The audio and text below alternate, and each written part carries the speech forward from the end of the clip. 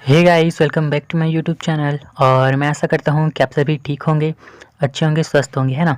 तो फिर आज का हमारा टॉपिक है गाइस, अलैंगिक प्रजनन एवं लैंगिक प्रजनन में अंतर, असेक्सुअल रिप्रोडक्शन और सेक्सुअल रिप्रोडक्शन। तो फिर चलिए गाइस, देर न करते हुए आज का हमारा टॉपिक स्टार्ट करते हैं।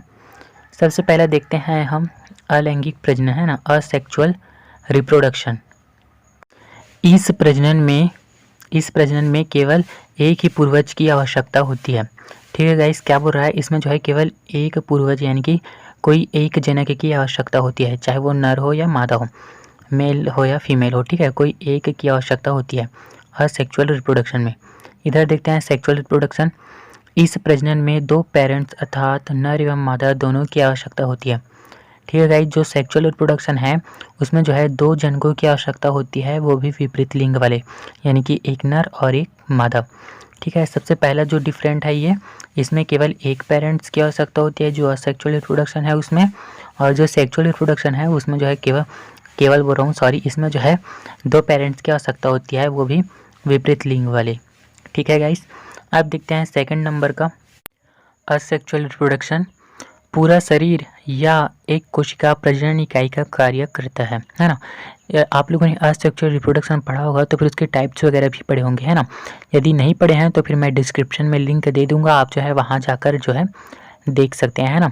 तो फिर इसमें क्या होता है, जो जिन जीवों में जो है असेक्सुअल रिप्रोडक्शन पाया जाता है उन जीवों के बॉडी जो है वो कई पार्ट्स में बढ़ जाते हैं, है ना। तो फिर वो जितने पार्ट्स में बढ़ते हैं वो पार्ट जो है वो, यानी कि वो भाग जो है वो नए जीव की जो है उत्पत्ति कर लेता है, यानी कि उनमें जो है नए जीव बन जाते हैं, उतने पार्ट्स, है ना। तो फिर इसमें क्या है, जो पूरा शरीर जो है एक प्रकार से प्रजनन इकाई का कार्य कर रहा है ना, क्योंकि उसी से जो है नए जीवों की उत्पत्ति हो रहा है। तो फिर इसी वजह से यहाँ पर लिखा है कि पूरा शरीर या एक कोशिका जो है प्रजनन इकाई का कार्य करता है। ठीक है गाइस, इधर देखते हैं सेक्सुअल रिप्रोडक्शन में प्रजनन इकाई का निर्माण विशेष प्रकार के ऊतकों में पाया जाता है। इस प्रजनन इकाई को युग्मक कहते हैं। जैसे कि गाइस, जो ह्यूमन है ना, उनमें जो है वो सेक्सुअल रिप्रोडक्शन पाया जाता है। तो फिर युग्मक यानी कि शुक्राणु, है ना। तो फिर शुक्राणु कहाँ पाया जाता है, टेस्टिस में पाया जाता है, यानी कि ऊतक में पाया जाता है ना।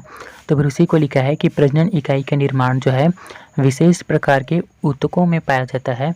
इस प्रजनन इकाई को जो है युग्मक कहते हैं। ठीक है गाइस, जो वृषण है उसके अंदर ही तो शुक्राणु रहते हैं, है ना। तो फिर उसी को यहाँ पर लिखा हुआ है कि प्रजनन इकाई का निर्माण विशेष प्रकार के ऊतकों में पाया जाता है। इस प्रजनन इकाई को युग्मक कहते हैं। ठीक है गाइस, संतति में किसी भी प्रकार की भिन्नता नहीं होती है, ये अपने जनक के समान दिखाई देते हैं। ठीक है गाइस, क्या बोल रहा है, अब देखिए, जिन जीवों में जो है असेक्सुअल रिप्रोडक्शन पाया जाता है तो फिर जो बट जाते हैं ना, जैसे कि ये उसका बॉडी है तो फिर यहाँ से ऐसे भाग दे देते हैं, मतलब बढ़ जाता है ना। तो फिर ये सेम टू सेम पूरा अपने पेरेंट्स के समान ही होता है, लंबाई, चौड़ाई, उसकी गोलाई, मोटाई सब में, है ना। और जो उसका कलर है वो भी सेम टू सेम ही रहेगा, यानी कि उनमें जो है कोई भी भिन्नता नहीं पाया जाता है, वो अपने पेरेंट्स के समान ही रहते हैं। ठीक है, जिसे क्लोन कहते हैं।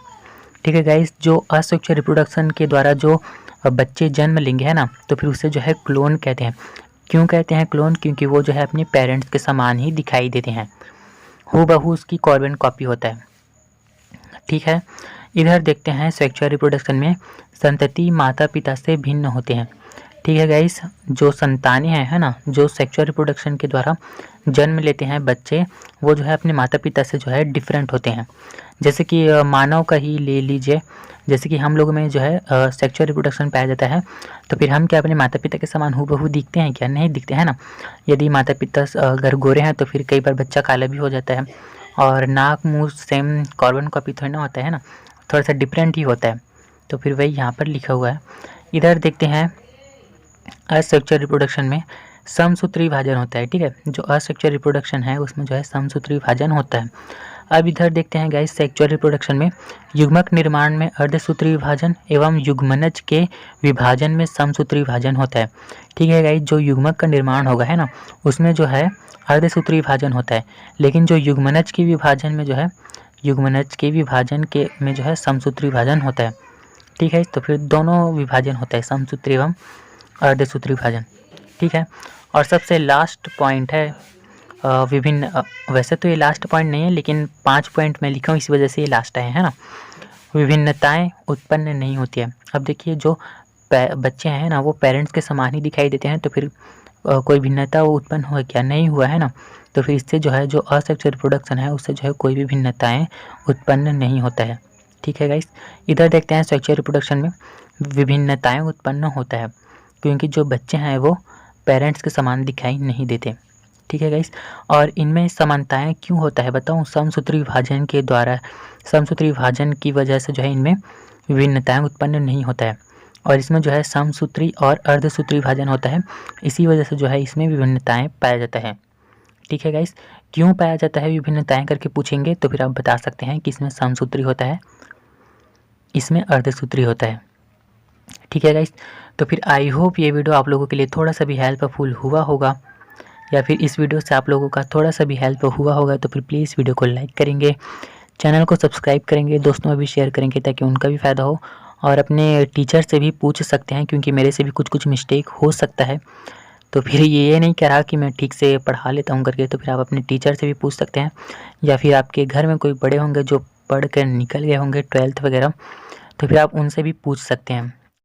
ओके, थैंक यू गाइस मेरे वीडियो को वॉच करने के लिए।